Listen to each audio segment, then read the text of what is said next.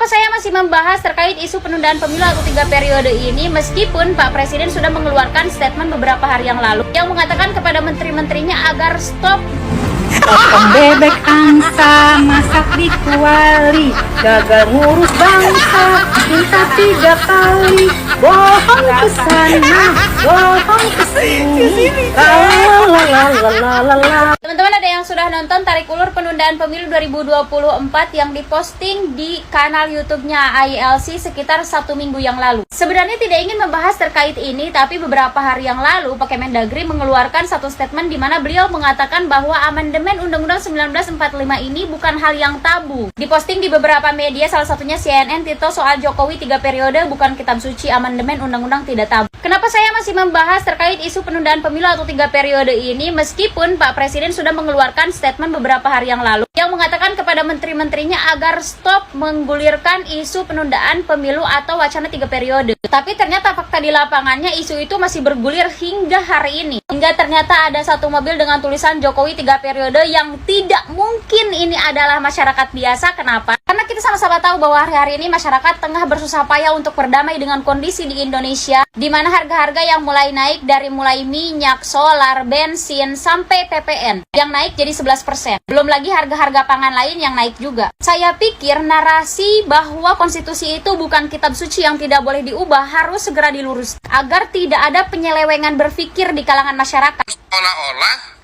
konstitusi itu adalah kitab suci, begitu, tidak boleh diganti, tidak boleh diubah. Bro Adian pada tahun 97 itu di tengah jalan meminta perubahan konstitusi.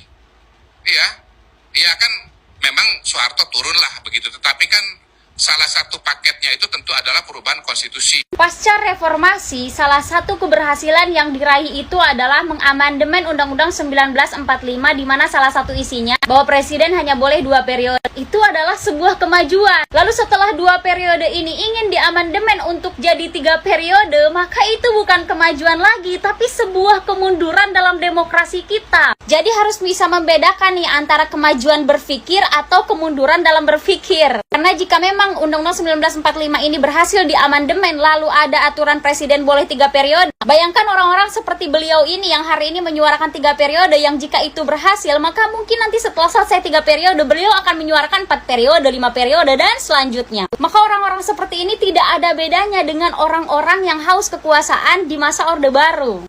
Nah, kenapa kemudian Jokowi Prabowo? Karena memang pada dasarnya gagasannya, kalau saya pribadi Bang Karni, itu bukan presiden 3 periode, bukan.